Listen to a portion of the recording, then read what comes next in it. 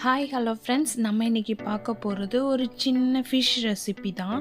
ஏன்னா நிறைய பேர் வந்து ஃப்ரை பண்ண ஃபுட்ஸு வந்து சாப்பிட முடியாமல் கொலஸ்ட்ரால் பேஷண்ட்ஸாக இருப்பாங்க. அவங்களுக்காக எல்லாருமே சாப்பிட்லாம், குழந்தைங்கள்லேருந்து பெரியவங்க வர. இது என்னென்னா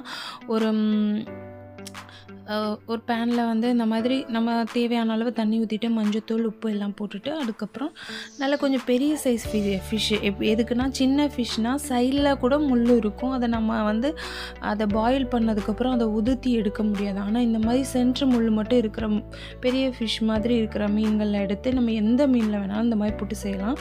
இந்த மாதிரி நல்லா கொதி வந்து நல்லா கொஞ்சம் பாயில் ஆனதுக்கப்புறம் அதை உதுத்தி போட்டு வச்சுக்கணும். அதுக்கு முன்னாடி தேங்காவை திருவி தேவையான அளவு மிளகாய் கருவேப்பிலை போட்டு இந்த மாதிரி குறைன்னு அரைச்சி வச்சுக்கணும்.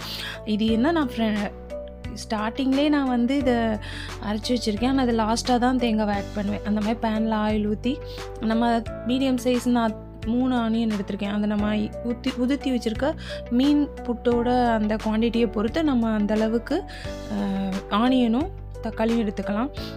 ஆனியன் நல்லா வதங்கினதுக்கப்புறம் இஞ்சி பூண்டு பேஸ்ட்டு மிளகாத்தூள் ஆட் பண்ணிவிட்டு நல்லா ஃப்ரை பண்ணிக்கிறோம். அதுக்கப்புறம் தான் தக்காளி ஆட் பண்ணுறோம்.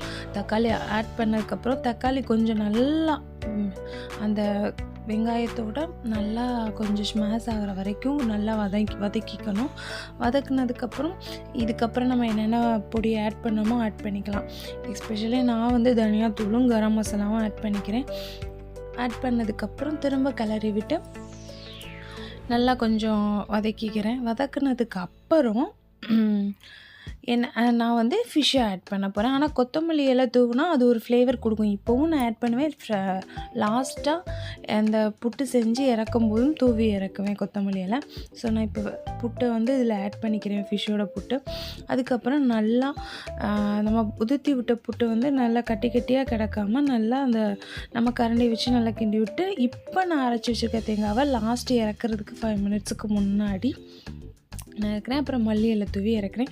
இதை நீங்கள் எந்த ஃபுட்டோட வேணாலும் சேர்த்து வச்சு சாப்பிட்லாம்.